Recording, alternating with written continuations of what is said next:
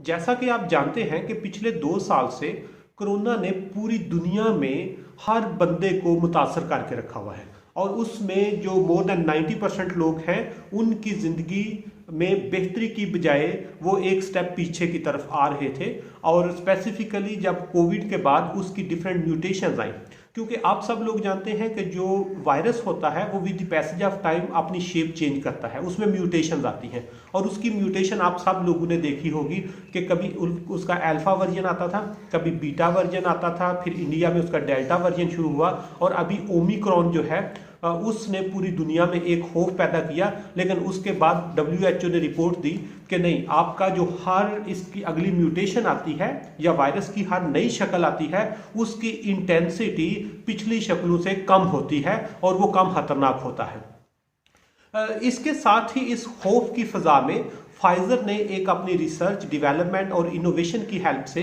एक नई medication introduce कराई है, जिससे पूरी दुनिया में एक खुशी की लहर दौड़ गई और हर बंदे को एक उम्मीद लग गई कि आज से जो कोविड है इसको एक आम बीमारी की तरह ट्रीट किया जाएगा। जैसा कि आपको आइडिया है कि दिसंबर 2019 में फर्स्ट टाइम जब कोविड का केस आया, तो उसमें पूरी दुनिया में एक जो इकोनॉमीज हैं उनमें शटडाउन पॉइंट्स आ गए, लॉकडाउन शुरू हो गया। कुछ इकोनॉमीज में स्मार्ट लॉकडाउन की तरफ मूव किया, लेकिन उससे हर बंदा जब मुतासर हुआ तो 2019 से लेकर दिसंबर 2020 तक एक अनसर्टेनिटी की फजा थी। और उसके बाद पूरी दुनिया को जब खबर मिली कि वैक्सीन इंट्रोड्यूस हो गई है, तो उसमें लोगों ने कुछ थोड़ा सा सुख का सांस लिया कि अब शायद चीज़ें ज़िंदगी नॉर्मल की तरफ मूव करना शुरू हो जाए। दिसंबर 2019 में कोविड का पहला केस आने से दिसंबर 2020 तक जो अनसर्टेनिटी थी उसको ख़त्म करने के लिए 2020 में जब वैक्सीन इंट्रोड्यूस हुई, तो 2020 से लेकर 2021 तक उसके डिफरेंट वर्जन भी आए, डिफरेंट वेरिएंट्स भी आए कोविड के। और पूरी दुनिया में तकरीबन जो डेवलप कंट्री है उनकी तकरीबन 3/4 जो पॉपुलेशन है उसको वैक्सीन भी दे दी गई, जिससे एक हौसला पैदा हुआ। लेकिन इसके बाद जब 2 साल मुकम्मल हुए दिसंबर 2021 में, तो दिसंबर 2021 में फाइजर ने ये ऐलान कर दिया कि हमने जो कोविड की वैक्सीन के बाद कोविड की टैबलेट्स भी बना दी हैं, और जिससे कोविड को एक आम बीमारी की तरह हम ट्रीट करेंगे। क्योंकि फाइजर वाले कहते हैं, कंपनी के सीईओ ने ये मैसेज दिया है कि अगर किसी बंदे को कोविड की सिम्टम्स होती हैं, सिम्टम शो होती हैं, या वो अपना टेस्ट कराता है और उसमें वो उसकी रिपोर्ट पॉजिटिव आ जाती है कि यस इसको कोविड है, तो वो उसके लिए परेशान होने की ज़रूरत नहीं है। उसमें उन्होंने कोई 5 दिन उनने टैबलेट्स यूज़ करनी है, हर 12 घंटे के बाद एक टैबलेट होगी। यानी सिंपल हम ये कह सकते हैं कि डेली उसने 2 टैबलेट्स लेनी है, और 5 दिन में उसने 10 टैबलेट लेनी है, तो उसका जो कोविड का जो पॉजिटिव वो रिपोर्ट थी वो नेगेटिव में कन्वर्ट हो जाएगी। दूसरे नंबर पर ये चीज़ होगी कि जब वो 5 दिन उसकी टैबलेट्स लेगा, तो उसके बाद उसको हॉस्पिटल भी जाने की ज़रूरत पेश नहीं आएगी। तीसरी नंबर, इसमें ट्रायल्स किए हैं उसमें इसकी एक्यूरेसी 90% है। चौथी चीज़ ये है कि जो उन्होंने 1 साल इस पे एक्सपेरिमेंट किए हैं, इस मेडिकेशन के बाद किसी भी बंदे की डेथ नहीं हुई जितने लोगों पे इसने एक्सपेरिमेंट किए। और अगर ये मूव या ये जो मेडिकेशन है या जो फाइजर ने इंट्रोड्यूस कराई है, उन्होंने साथ ही ये बताया कि हम